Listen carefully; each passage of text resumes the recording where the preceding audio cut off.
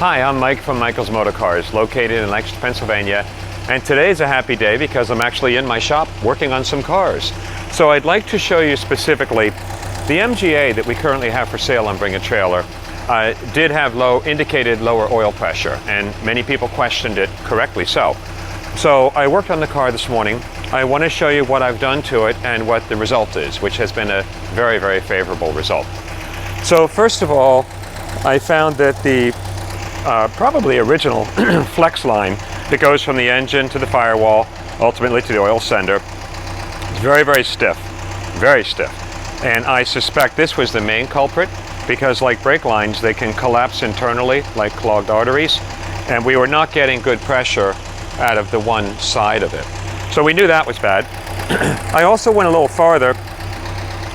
On these cars, you can externally remove the oil pressure control valve and the spring. And the plunger on this has a fair amount of wear. So I suspect that this may have been sticking a little bit. We had another plunger that was in much better condition. I installed that in the motor, and so I just finished that. And third, the final thing, is I changed the oil again. This time I went with 2050, the VR1, the Valvoline. I like this oil.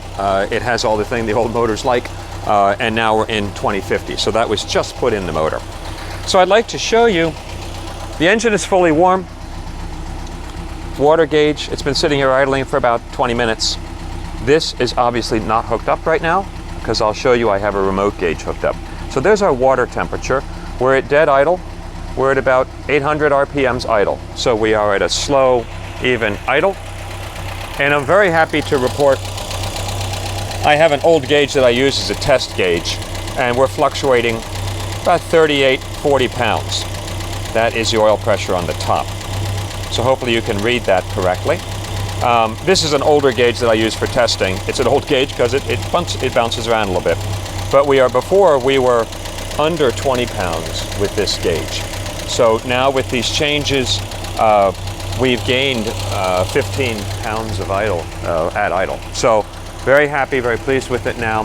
I have a new flex hose ordered from Moss Motors. We'll hook everything up back to the original correct gauge, but mystery solved with good conclusion.